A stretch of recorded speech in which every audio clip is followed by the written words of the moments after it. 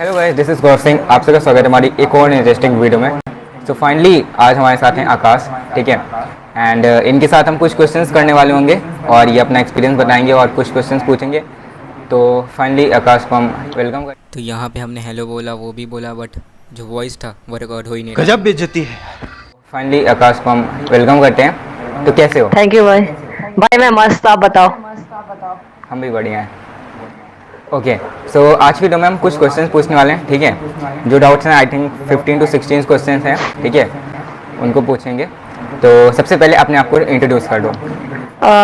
So hey guys, my name is Aakash Badola और अभी मैं करंटली 11th स्टैंडर्ड में हूँ, क्योंकि अभी मेरा सीबीएसई 10th स्टैंडर्ड का रिजल्ट आया और उसमें परसेंट प्लस आया। बस मेरा जो परसेंट आई है, तो इसी की वजह से मेरे को इनके चैनल पे आने का मौका मिला है। तो सबसे पहले तो मैं थैंक यू बोलूंगा, आपने इस चैनल पे बुलाया मेरे को एंड आपने इस लायक समझा कि मैं आपके चैनल पर आकर आपके चैनल की कुछ वैल्यू बढ़ा सकता हूँ। तो उसके लिए थैंक यू सो मच। बाकी शुरू करते हैं।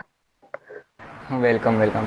ओके, तो देखो जैसे कि टॉपर्स का तो सभी इंटरव्यू लेते हैं, ठीक है। बट मैंने ट्राई हाँ। किया कि 80, क्योंकि भाई मेहनत तो सभी कर रहे हैं ना, 80% वाला भी कर रहा है और 90 वाला भी कर रहा है, ठीक है। तो यहाँ पे फिर क्वेश्चंस हैं। तो सबसे पहले है कि यहाँ पे how you were in studies before class 10। Class 10 से पहले तुम पहले कैसे थे? पहले भी मैं सेम था, मतलब 80 के अराउंड ही मेरी परसेंट आती थी, बाकी सेम था। अच्छा, ठीक है। और क्लास 10 में मतलब स्टार्टिंग से ही कैसे थे? स्टार्टिंग से तो मैं पूरा ढीला था, ठीक है। नर्सरी से? हाँ, नर्सरी से। अच्छा, तो नर्सरी से तो मैं मस्त था स्टडीज में। अच्छा, ठीक है। तो फिर दूसरा क्वेश्चन है टाइम मैनेजमेंट के बारे में क्या बोलना चाहोगे कि कैसे टाइम टाइम मैनेज करना चाहिए क्लास 10th में? तो टाइम मैनेजमेंट का तो यही है, आप अपने पास क्या क्या काम है आपके पास, ठीक है। तो मैं अपना एक यूट्यूब चैनल भी हैंडल करता हूँ, तो मेरे को उसके हिसाब से अपना टाइम मैनेज करना पड़ता था। 10th का भी मेरे को पढ़ना था, साथ में यूट्यूब भी मैनेज करना था, तो उसके अकॉर्डिंग मैं अपना टाइम मैनेज करता था। बाकी बाकी अगर आप लोगों को अपनी कोई और हॉबी फॉलो करनी है या फिर आप लोगों को किसी और चीज में इंटरेस्ट है, तो आप अपने अकॉर्डिंग, अपने आपके पास क्या क्या काम है उसके अकॉर्डिंग आप लोग से बढ़िया आप अपने आप को कोई नहीं जानता। और आप लोग जिस तरीके से अपने टाइम मैनेजमेंट के बारे में सोच सकते हो, उसके ऊपर पूरा टाइम टेबल रेडी कर सकते हो, वो कोई दूसरा बंदा नहीं कर सकता। तो अपने अकॉर्डिंग आप लोग बनाओ कितना आपके पास टाइम किस चीज के लिए है, तो मतलब आप लोग उसे फॉलो भी करो। बाकी इतना ही है टाइम मैनेजमेंट के ऊपर। अच्छा, तुमने जैसे कि बताया तुम्हारा यूट्यूब चैनल है, तो मतलब किस कैटेगरी में है? पहले मैं गेमिंग वीडियोस बनाता था, फिर बैन हो गया गेम फ्री फायर, नाम सुना होगा। हाँ हाँ। तो उसके बाद मैंने कंटेंट चेंज कर लिया अपना। अच्छा, तो मतलब पेरेंट्स का क्या रिएक्शन, मतलब पेरेंट्स अलाउ करते हैं कि नहीं करते हैं, मतलब उनका तो क्या है? पहले लॉकडाउन में मैंने शुरू किया था, तो उस समय तो टाइम ही टाइम था, कुछ काम नहीं था अपने पास, तो उसी के अंदर शुरू किया एंड मतलब थोड़ा बहुत ग्रो कर लिया। जब हो गए थे अराउंड मेरे 1K plus subscriber and 4000 hours का वॉच टाइम हो गया, देन मैंने अपना मोनेटाइज करवाया एंड उसके बाद मतलब फर्स्ट पेमेंट भी आ गई एंड मतलब फिर तो पेरेंट्स खुशी होंगे। अच्छा, फर्स्ट पेमेंट आ गई है? हाँ। तो फिर है तुम्हारा कि टाइम टेबल कंपलसरी रहता है कि नहीं, मतलब टाइम टेबल के हिसाब से चलना चाहिए कि हमको गोल के हिसाब से चलना चाहिए? मतलब आपके ऊपर डिपेंड करता है। आप अगर अपने टाइम टेबल के हिसाब से चल सकते हो तो उसके हिसाब से चलो। बाकी आप लोग अपना एक गोल फिक्स कर सकते हो, वीकली मंथली कुछ भी गोल फिक्स कर लो, देन उसके हिसाब से अपने आप का टाइम टेबल बनाओ एंड फॉलो करो उसे। क्योंकि बीच में फिर फंक्शंस आ जाते हैं एंड कुछ मतलब शादी हो गई, बर्थडे हो गया, तो मतलब जैसे नाइट में हम लोग एंजॉय करते हैं, फिर तो उसमें जो टाइम टेबल का टाइम होता है वो पूरा उधर कट जाता है। तो आप अपने अकॉर्डिंग बनाओ जिस तरीके के आपके पास टाइम है। अच्छा, ठीक है। और फिर ये पूछना चाहूँगा, नेक्स्ट क्वेश्चन है कि अब 11th में हो तो सब्जेक्ट कौन सा चूज़ किया और फिर क्यों चूज़ किया? कॉमर्स चूज किया है, क्योंकि साइंस में इतना इंटरेस्ट नहीं है और कॉमर्स कॉमर्स में इंटरेस्ट है तो ले लिया। ठीक है, बढ़िया है। ओके, फिर नेक्स्ट क्वेश्चन है तुम्हारा कि तुम क्या स्ट्रेटेजी बताना चाहोगे जूनियर्स को, मार्क्स कितने स्कोर करने चाहिए, अच्छे मार्क्स स्कोर करने के लिए? तो मैं यही कहूंगा स्टार्टिंग से अगर आप कोचिंग जा रहे हो, ट्यूशन जा रहे हो, स्कूल जा रहे हो, तो जो भी वहां पे पढ़ा रहे हैं कॉन्सेप्ट पे फोकस करो, ठीक है। अगर आप लोग घर पे आके प्रैक्टिस भी नहीं कर पाते हो उसमें कोई भी दिक्कत नहीं है, क्योंकि मैं भी नहीं करता था मैथ्स की प्रैक्टिस इतनी ज्यादा, पर मेरा जो कॉन्सेप्ट था वो एकदम ज्यादा क्लियर था। एंड मेरे को अगर कॉन्सेप्ट नहीं समझ में आता था तो मैं यूट्यूब पे आके वीडियोस को देखता था, देन उसका कॉन्सेप्ट मैं 2-3 बार समझता था ताकि कॉन्सेप्ट क्लियर हो जाए, क्योंकि कॉन्सेप्ट आपको अभी नहीं आगे जाके भी काम आएगा। तो उसकी वजह से अगर आप लोग प्रैक्टिस नहीं कर पा रहे हो, टाइम नहीं मिल रहा है, तो कॉन्सेप्ट सबसे पहले क्लियर करो, वो इंपॉर्टेंट है कॉन्सेप्ट का। ठीक है, बढ़िया। ओके, फिर नेक्स्ट क्वेश्चन है कि तुम क्या प्रेफर करना चाहोगे? स्कूल को हम ज़्यादा इंपॉर्टेंस है क्योंकि टीचर्स कहते हैं अटेंडेंस कंपलसरी है, ठीक है, कि यूट्यूब से पढ़ना चाहिए या कोचिंग से करना चाहिए? तो अगर आप लोग प्राइवेट स्कूल में जा रहे हो, ठीक है, तो वहां पर आप लोग को अच्छे से पढ़ाएंगे। तो अगर आप लोग प्राइवेट स्कूल अफोर्ड कर रहे हो एंड आपके पेरेंट्स वहां पे पे कर रहे हैं, तो स्कूल में भाई बहुत ज्यादा मतलब पेरेंट्स अपना टाइम देकर भेजते हैं, अपना मनी देकर भेजते हैं कि भाई हम इतना पे कर रहे हैं तो बच्चा उसके बदले हमें कुछ करके दिखाए। तो अगर आप लोग प्राइवेट स्कूल्स में जा रहे हो एंड आपके पेरेंट्स पे कर रहे हैं, तो उसके हिसाब से आपको स्कूल में भाई अपना 100% देना है। जैसे मैंने बताया कॉन्सेप्ट आप लोग स्कूल में समझ लो, बाकी आप लोग को अगर वहां पे समझने में नहीं आता देन आप लोग कोचिंग या ट्यूशन ज्वाइन कर सकते हो एंड अपना सेल्फ स्टडी के लिए भी कुछ टाइम बचाओ। अच्छा, ठीक है, बढ़िया। ओके, फिर नेक्स्ट क्वेश्चन है कि बेस्ट बुक्स, तुमने कौन कौन सी बुक्स पढ़ी क्लास 10th में? मैंने तो एनसीईआरटी भी अच्छे से नहीं पढ़ी, मैंने बस वो जो शोभित निरान के नोट्स थे, ठीक है, शोभित सर ने जो भी नोट्स दिए थे वो A to Z पूरे रट लिए और बाकी मतलब पूरा अच्छे से समझ लिया उसको। बहुत मस्त, सेम, हमने भी यही किया था। A1 मटेरियल है, A1 है ये बहुत भाई। मस्त। तो नेक्स्ट क्वेश्चन है कि जैसे कि तुमने बताया तुम्हारा यूट्यूब चैनल था, ठीक है, तो 10th के हिसाब से हमें सोशल मीडिया चलाना चाहिए? अगर हम कंट्रोल में हैं तो उसको चला सकते हैं या बिल्कुल उसको साइड कर लें, क्योंकि बोर्ड एग्जाम रहता है? तो वो तो आपके ऊपर डिपेंड करता है। अगर आप लोग कंट्रोल, वैसे तो होता नहीं है, ठीक है, मैं भी इतना ज्यादा एडिक्ट था, मतलब अभी भी इतना ज्यादा एडिक्ट हूँ सोशल मीडिया का, मतलब हर 15 मिनट में मेरे को फोन चाहिए होता है, देखना होता है, स्क्रॉल करना होता है, यूट्यूब स्टूडियो खोला क्या हो रहा है, व्यूज का क्या हो रहा है।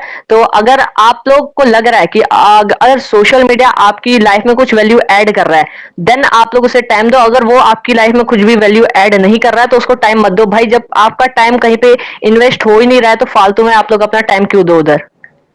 तो यही बात है। हाँ, ठीक है, सेम ईयर।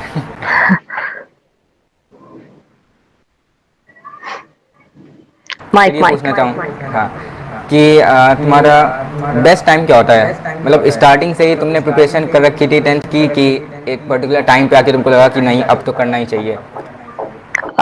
नहीं, मैंने अपना स्टार्टिंग से कॉन्सेप्ट क्लियर रखा था। मैं इतना भी नहीं पढ़ता था, मतलब सुबह 6 बजे उठ के पढ़ने लग गया, रात को 12-12 बजे तक पढ़ रहा हूँ। मैं स्टार्टिंग में तो सिर्फ 1 घंटा मुश्किल से सेल्फ स्टडी को देता था, मतलब समझ लो 1 घंटे से भी कम मैं पढ़ता था सेल्फ स्टडी में।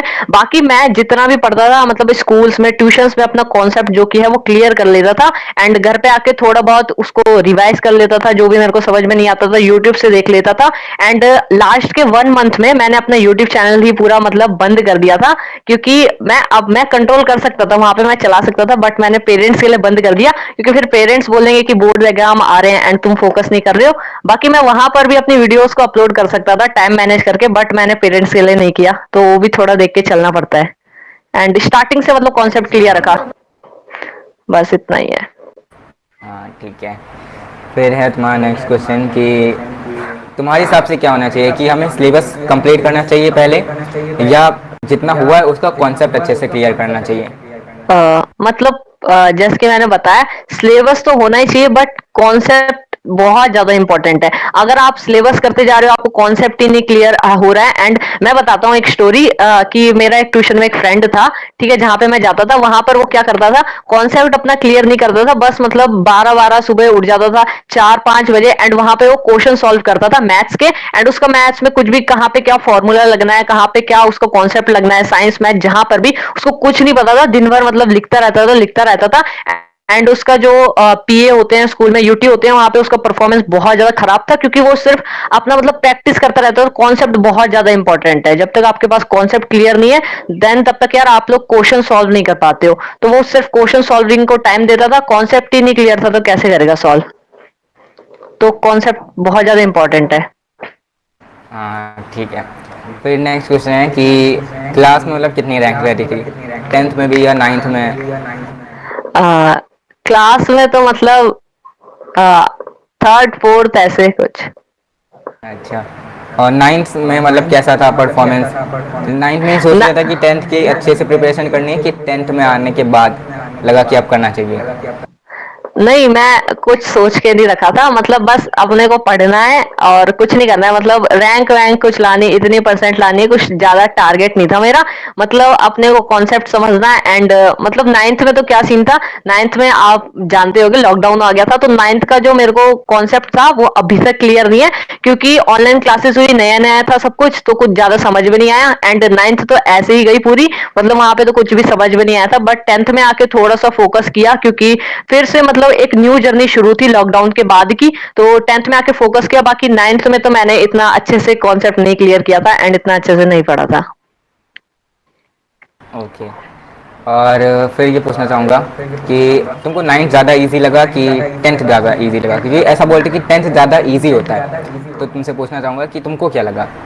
आ, तो नाइन्थ जैसे कि मैंने बताया, मेरे को अभी तक उसका कॉन्सेप्ट क्लियर नहीं है, मेरे को अभी याद नहीं है मैंने नाइन्थ में क्या क्या पढ़ा था, क्योंकि लॉकडाउन में आया, अचानक से ऑनलाइन क्लासेस आई, सर पता नहीं वीडियो खोल के क्या लिखवा रहे हैं अपनी कॉपी में, कुछ भी समझ में नहीं आ रहा था। तो नाइन्थ मेरे को लगता है थोड़ी सी हार्ड होती है, टेंथ से इतनी भी ज्यादा नहीं, पर मैंने तो फोकस नहीं किया अच्छे से नाइन्थ में, तो मैं नहीं बता सकता हूँ कौन सी ज्यादा हार्ड होती है। मैं टेंथ पे गया था तो मेरे को टेंथ का पता है, टेंथ तो ईजी है, मतलब बाकी सारी क्लासेस ईजी है। नाइन्थ में क्या होता है, नया कॉन्सेप्ट आ जाता है फिजिक्स, नाइन्थ की वो थोड़ी सी हार्ड लगी थी मेरे को, फिजिक्स में थोड़ा सा हार्ड है। सेम इधर हमारे भी, जब हाँ 9th मतलब 8 से 9th में जब मैंने ट्रांसफॉर्म किया ना, तो पहले जो टेस्ट हुआ था मैथ्स और फिजिक्स में, 80 में मेरे 15 मार्क्स आए थे। हाँ, वो हार्ड होती है उसकी फिजिक्स। स्टार्टिंग में वो समझना पड़ता है, नहीं, फिर बाद में वो आ जाता है फ्लो में। ओके। हाँ, फिर नेक्स्ट क्वेश्चन है कि रिवीजन तुमने कैसे किया, रिवीजन कैसे करना चाहिए?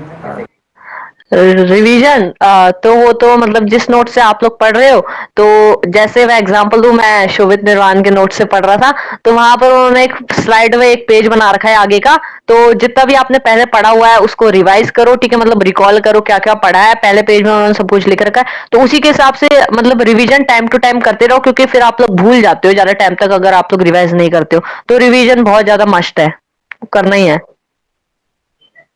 ओके। सो नेक्स्ट क्वेश्चन है कि एसक्यूपी और पीवाईक्यू लगाए थे क्या, मतलब मिनिमम कितने लगाए होंगे? नहीं, पीवाईक्यू तो मैंने किए ही नहीं। मैंने नहीं किए, सैंपल क्वेश्चन पेपर के मैंने देख लिए किस टाइप के क्वेश्चंस है, बाकी सॉल्व तो मैं वो भी नहीं करता था, मैं सॉल्विंग में मतलब बहुत ज्यादा मैं लेजी हूँ एंड मेरे को सॉल्व करने का कुछ मन ही नहीं करता है, तो मैं कॉन्सेप्ट अपना क्लियर कर लेता हूँ, बाकी नहीं आते कुछ क्वेश्चन समझ में देन उसको सॉल्व करता हूँ एंड सिमिलर टाइप के क्वेश्चंस होते हैं देन मैं सॉल्व नहीं करता हूँ। अच्छा, तो मतलब अगर तुमसे पूछ कि हमें कौन से एसक्यू पे सैम्पल क्वेश्चन पेपर लेने चाहिए, तो किस के ले सकते हैं? तुमने देखा हो या मतलब तुम्हारे किसी अच्छे फ्रेंड ने देखा हो, तुम क्या रिकमेंड करना चाहोगे? मैंने तो लिए नहीं, ठीक है, पहली बात तो मैं तो कहूंगा सीबीएसई जो सैंपल क्वेश्चन पेपर निकालती है उसका आप लोग पैटर्न देखो, किस तरीके से उसमें पैटर्न है, किस तरीके से उसमें क्वेश्चंस है, अगर आप लोगों को पूरा कॉन्सेप्ट क्लियर है एंड अगर आप लोग से वो जो सीबीएसई जो सैंपल क्वेश्चन पेपर निकाल रही है वो सॉल्व हो जाते हैं, देन यार आपको जरूरत नहीं है किसी और सैंपल क्वेश्चन पेपर लेने की, तो आप लोग जो एनसीईआरटी की बैक एक्सरसाइज हो उसको क्लियर करो, क्योंकि मैंने देखा है एनसीईआरटी की जो बैक एक्सरसाइज होती है वो सही में डिफिकल्ट होती है, ठीक है, मैंने भी सॉल्व करने गया था टेंथ में तो वो नहीं हो रही थी एंड बहुत ज्यादा डिफिकल्ट होती है, अगर आप लोग फिजिक्स की देखो एंड और सारी चीजों की भी देखो, तो पहले एनसीईआरटी की बैक एक्सरसाइज सॉल्व करो एंड सैंपल क्वेश्चन पेपर का तो ये है कि सीबीएसई जो निकालती है यार उसको पैटर्न फॉलो करो उसका, एंड अगर आप लोग से क्वेश्चन सॉल्व हो जाते हैं देन बहुत ज्यादा बढ़िया बात है, नहीं होते तो देन आप लोग ले सकते हो किसी और सैंपल पेपर्स को, प्रैक्टिस कर सकते हो और से। हाँ। ओके, सो नेक्स्ट क्वेश्चन है कि देखो ऑनलाइन एग्ज़ाम हो रहे थे पिछले 2 साल से, तो ऑफलाइन एग्ज़ाम का क्या एक्सपीरियंस था, क्योंकि 2 साल से तो ऑनलाइन थे, तो कुछ चेंजेस लगा कि वही था? तो चेंज तो बहुत बड़ा था क्योंकि ऑनलाइन में तो चीटिंग चल रही थी फुल टू फुल। गूगल खोला पीछे से और मतलब लिख रहे थे वहां से। तो 9th में तो पूरा ऐसे ही किया था। एंड 10th में फिर मतलब थोड़ा बहुत चेंजेस आया। जो मेरा पहले का जो था, मतलब पहले भी मैं अच्छे खासे मार्क्स स्कोर कर लेता था। तो फिर मैंने वो चीज फॉलो की, अपना जो रूटीन था एंड जिस तरीके से मैं पढ़ता था। एंड देन मैंने 10th में अपना इजीली ऑफलाइन एग्जाम निकाल लिए। तो ज्यादा कुछ डिफिकल्ट था नहीं, अगर आप लोग मतलब पढ़ लेते हो तो, कॉन्सेप्ट क्लियर करते हो तो। अच्छा ठीक है। और क्या बताना चाहोगे कि नोट्स कैसे बनाएं, इसके बारे में कुछ, नोट्स और तो सेल्फ आप लोग स्टडी कैसे? स्टार्टिंग से ही रेडी कर लो। एंड सेल्फ स्टडी तो भाई बहुत ज्यादा मस्ट है, क्योंकि आप लोग समझ रहे हो, आप लोग मतलब दूसरा जो पढ़ा रहा है उसे सुन रहे हो, खुद से नहीं समझ रहे हो। तो सेल्फ स्टडी करो, आप लोगों को क्या क्या समझ में आया है। एंड देन रीड करो, जो भी इंग्लिश में जो चैप्टर्स होते हैं, या फिर और भी साइंस ले लो। एंड मैथ्स में भी आप लोग थोड़ी बहुत प्रैक्टिस को टाइम दो। बाकी 10th बहुत ज्यादा इजी क्लास है, 9th से तो इजी है। ओके, फिर नेक्स्ट क्वेश्चन, लास्ट क्वेश्चन है, बट हाँ, कितने आए थे 10th में? 10th में परसेंट अभी कितने आए? 87.4। 87.4, ठीक है, बढ़िया, कॉन्ग्रेचुलेशंस। Thank you. फिर है कि अपने जूनियर्स को क्या मैसेज देना चाहोगे? बस यही, मतलब बहुत ज्यादा इजी क्लास है। 10th बोर्ड करके जो हवा बना रखा है, बहुत ज्यादा कुछ नहीं डिफिकल्ट है। अगर आप लोग स्टार्टिंग से ही पढ़ते हो, स्टार्टिंग से ही मतलब कॉन्सेप्ट पे फोकस करते हो, फिर बहुत ज्यादा इजी क्लास है। मैं भी, जैसे कि मैंने बताया, मैं भी स्टार्टिंग से ज्यादा फोकस नहीं करता था। मतलब बस कॉन्सेप्ट क्लियर कर लिया। स्कूल्स में, कोचिंग्स में, ट्यूशन में जो भी पढ़ा रहे हैं उन सबको ध्यान दो। मतलब स्कूल्स में बहुत सारे स्कूल्स में अच्छे से पढ़ाते हैं, चाहे गवर्नमेंट हो या प्राइवेट हो। तो आप लोग वहां पे बहुत ज्यादा अपना फोकस दो। एंड आप लोग वहां पे अपना टाइम वेस्ट मत करो, ठीक है। आप लोग स्कूल में अपने 4-5 घंटे दे रहे हो, तो वहां पर जो कि अपना टाइम है वो बचाओ। एंड वहां पे कॉन्सेप्ट को समझो अच्छे से। बस यही मैसेज है जूनियर्स के लिए। ठीक है, थैंक यू। और लास्ट है बट नॉट लीस्ट, ठीक है, कि कभी सोचा था इंटरव्यू होगा? नहीं सोचा तो नहीं था, पर मौका मिल गया, उसके लिए आपको thank you once again. Welcome. ठीक है, बहुत बढ़िया लगा तुमसे बात करके। मेरे को भी बहुत ज्यादा बढ़िया लगा। हाँ, तो ये वीडियो बहुत ही जल्द आने वाली होगी यूट्यूब चैनल पे, ठीक है। तो अगर कुछ पूछना चाहते हो तो पूछ सकते हो। आपका क्या स्कोर रहा था 10th में? मेरा 93 आया था। और मतलब एक्सपीरियंस, आपके टाइम का एक्सपीरियंस क्या था? हम एक्सपीरियंस क्या ही थे, हमारे बोर्ड एग्जाम ही नहीं हुए। हमको तो यही ताने मिलने हैं, यही एक्सपीरियंस है हमारा। ऐसे ही मेरे फ्रेंड्स हैं, उनको भी ऐसे ही सब लोग चिढ़ाते हैं, तुम्हें ऐसे ही फ्री में पास कर दिया ऐसे करके। तो ये बहुत ज्यादा बढ़िया भी हुआ, खराब भी हुआ।